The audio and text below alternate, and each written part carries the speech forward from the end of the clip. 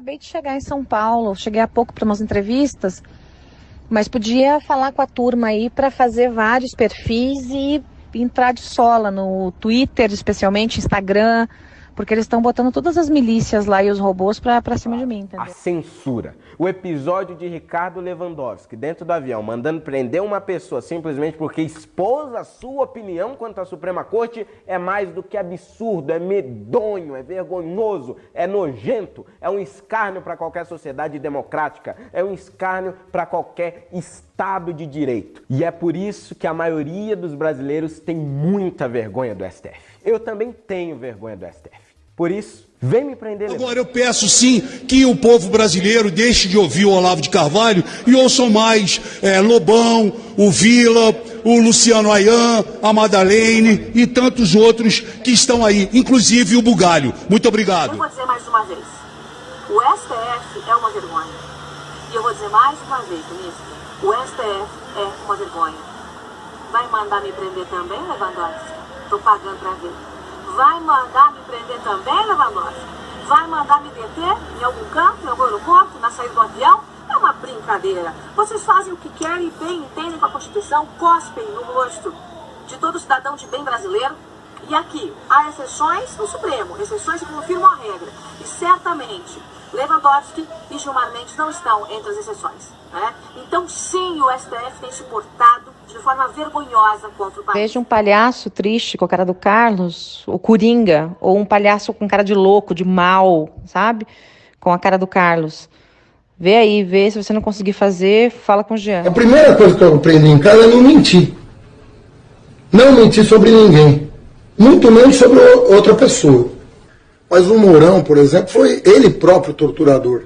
E o Bolsonaro, você me desculpe, mas eu tenho o direito, como cientista político, de dizer para a nação brasileira que ele é.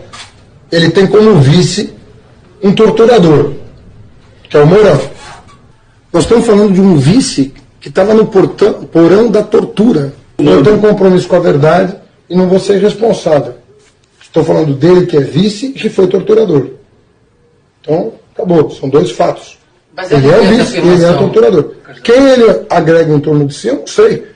Agora, eu fico com medo de ter um vice torturador. O senhor está fazendo uma acusação ao candidato a vice-presidente, que pode se tornar Eu não vice-presidente? estou fazendo uma acusação. Pois é, o Geraldo Azevedo, num show, falou que foi torturado pelo Mourão.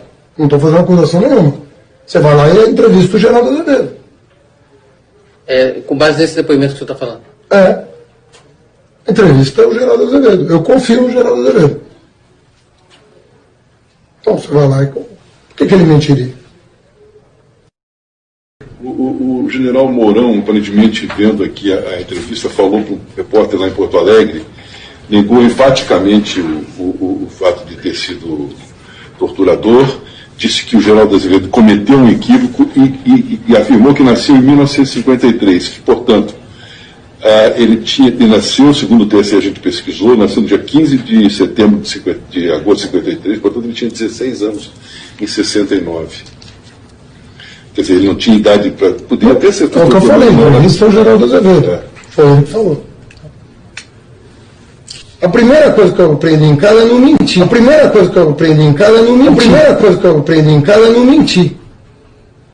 Entender que não é o Deus das leis, que não pode mudar a Constituição e que existe o Exército Brasileiro para, se preciso for, colocar ordem nessa baderna que o próprio Supremo está instituindo. Ordem nesta baderna. Artigo 142, se necessário for.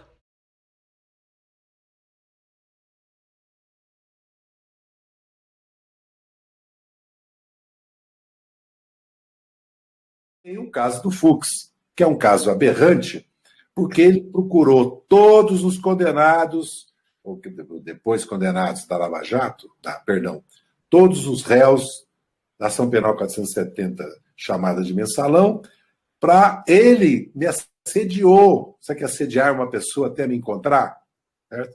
Para dizer, primeiro, que ele conhecia realmente o processo, as vírgulas do processo, para bater no peito, dizer que matava no peito, que nós éramos inocentes, que nos absolver. Esse é um charlatão, não é? Esse é um charlatão, não é?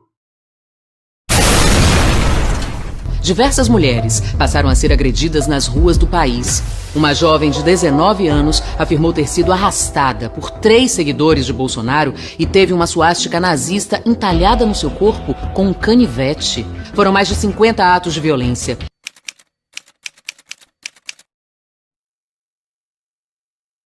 Vamos então falar sobre a jovem que teve o corpo marcado com uma suástica em Porto Alegre. Ela foi indiciada ontem à tarde por falsa comunicação de crime. Esses cortes, esses desenhos que foram feitos no corpo da jovem são lineares, superficiais e também produzidos de forma muito cuidadosa.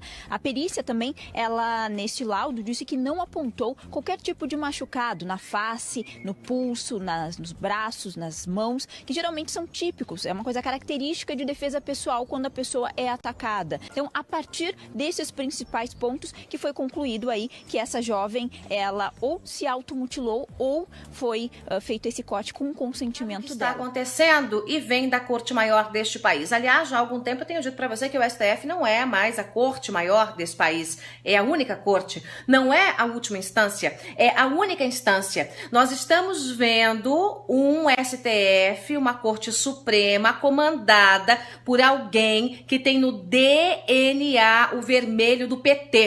E eu falo isso com muita propriedade, sabendo das responsabilidades, porque agora o Lewandowski resolveu fazer a caça às bruxas, né? Sair por aí caçando todo mundo que se atreve a fazer uma crítica a ele, ao Janot ou ao Supremo. Pode isso num país democrático, minha gente? Pode isso? Pois muito bem. Eu cansei de viajar o mundo falando mal do Brasil, gente. Era bonito a gente viajar ao mundo e falar, no Brasil tem 30 milhões de crianças de rua, no Brasil tem 30 milhões... A gente nem sabia, tem não sei quantos milhões de abortos, era tudo clandestino, mas a gente ia citando números, sabe? Se o cara perguntasse a fonte, a gente não tinha, mas a gente ia citando números. Eu não esqueço nunca, eu estava debatendo, o Roberto Marinho e o Jaime Lerner em Paris. Mas eu estava dizendo, porque no Brasil tem 25 milhões de crianças de rua. Eu era aplaudido calorosamente pelos franceses. Quando eu terminei de falar... O Jaime Lerner falou assim para mim, ô Lula, não pode ter 25 milhões de crianças de rua, Lula. Porque senão a gente não conseguiria andar nas ruas, Lula. É muita gente. E foi com muita alegria que o meu amigo José Graziano, o diretor-geral da FAO, era meu ministro, ele pode contribuir para que a gente possa começar a acreditar que é possível acabar com a fome em qualquer país.